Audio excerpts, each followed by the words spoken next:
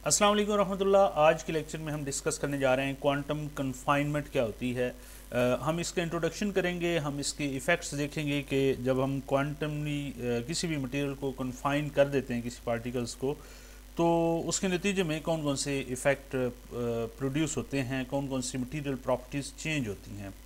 तो सबसे पहले तो क्वांटम कन्फाइनमेंट की मैं आगे शॉर्ट सी डेफिनेशन करूं तो क्वांटम कन्फाइनमेंट को ऐसे हम डिफ़ाइन करते हैं कि कोई भी चार्ज पार्टिकल हो, यानी जैसे कि इलेक्ट्रॉन है, अगर आप उसकी मोशन देखें, 3 डायमेंशनल मोशन है, वो किसी भी डायरेक्शन में मूव कर सकता है। अगर आप उसकी मोशन को रेस्ट्रिक्ट कर दें about one particular dimension, one particular direction, तो हम कहते हैं कि वो जो पार्टिकल था, वो जो चार्ज पार्टिकल इलेक्ट्रॉन है, उसे हमने कन्फाइन कर दिया है।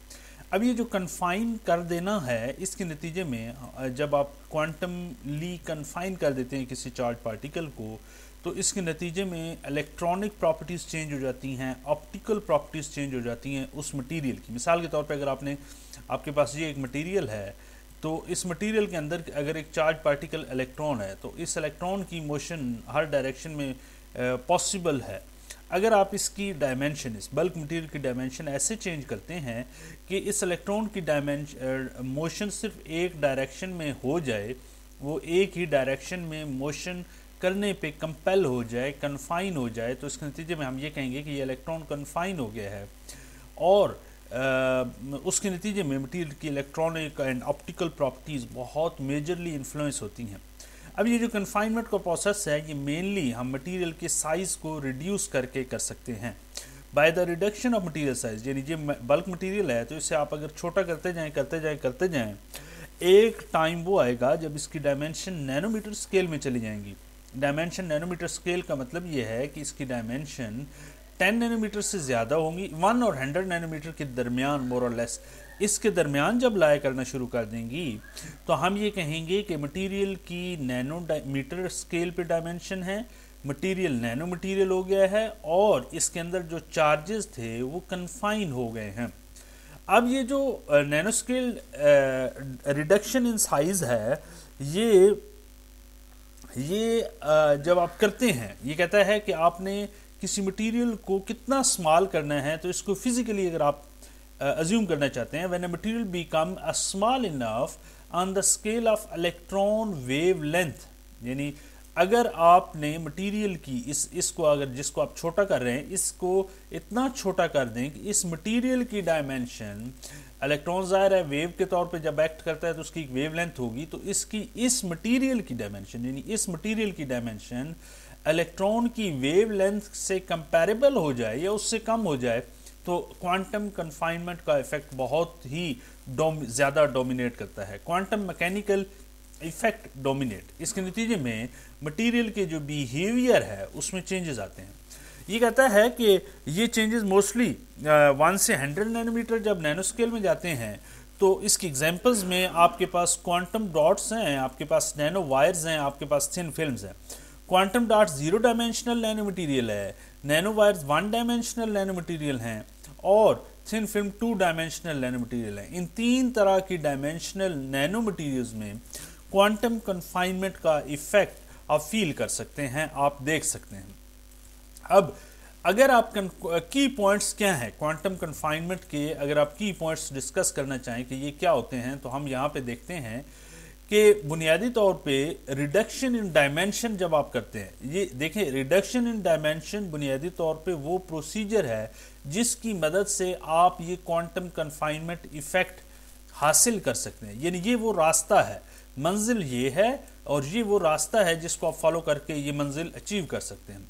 ये कहता है लार्जर मटीरियल्स में इलेक्ट्रॉन फ्रीली मूव कर सकते हैं। ये क्लासिकल मैकेनिक्स आपको बताती है कि लार्जर जब मटेरियल का साइज बड़ा होता है, बल्क मटेरियल होता है, तो उसमें इलेक्ट्रॉन फ्रीली मूव कर सकते हैं।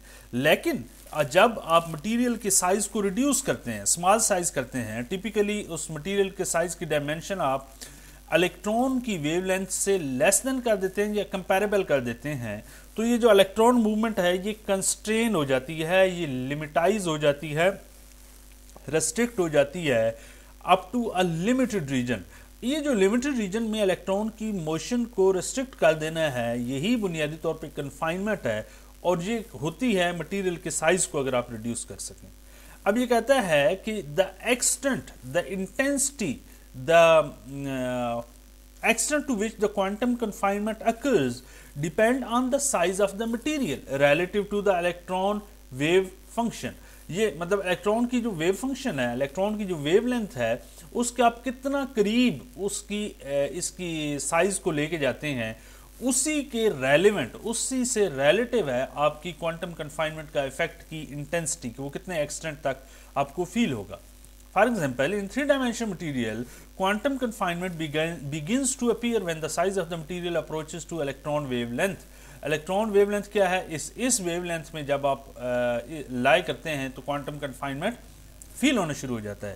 لیکن اگر آپ اس سے چھوٹی ویو لینتھ پہ چلے جاتے ہیں، یعنی اس سے بھی چھوٹی ڈائمینشن کر سکتے ہیں، تو آپ کو کوانٹم کنفائنمنٹ کا ایفیکٹ زیادہ اچھی طرح سے مراد یہ ہے کہ زیادہ انٹینسٹی، زیادہ ایکسٹینٹ کے ساتھ فیل ہوگا. اچھا، اب یہ جو کوانٹم کنفائنمنٹ ہو جاتی ہے، آپ نے سائز کو کم کیا اور آپ کو پتہ چل گیا کہ جب آپ سائز کم کرتے ہیں تو کوانٹم کنفائنمنٹ ہوتی ہے. تو کوانٹم کنفائنمنٹ کا فینومینا جب ہو جاتا ہے تو اس کے نتیجے میں کچھ مٹیریل میں چینجز آتے ہیں. اسے کہتے ہیں کوانٹم کنفائنمنٹ ایفیکٹ. پہلا ایفیکٹ یہ ہوتا ہے کہ جب آپ سائز کم کرتے ہیں، یعنی کنفائنمنٹ کرتے ہیں، تو انرجی لیولز جو ہوتے ہیں وہ ڈسکریٹ ہو جاتے ہیں.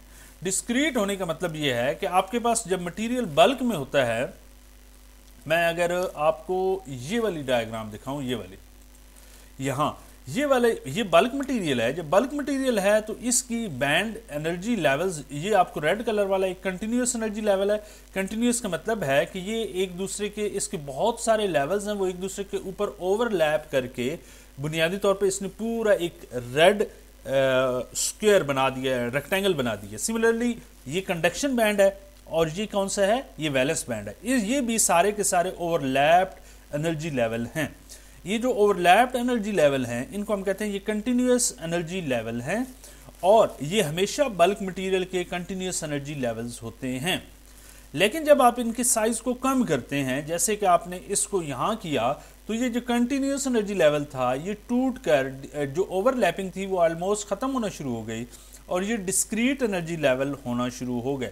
ایک چیز یہ ہوئی.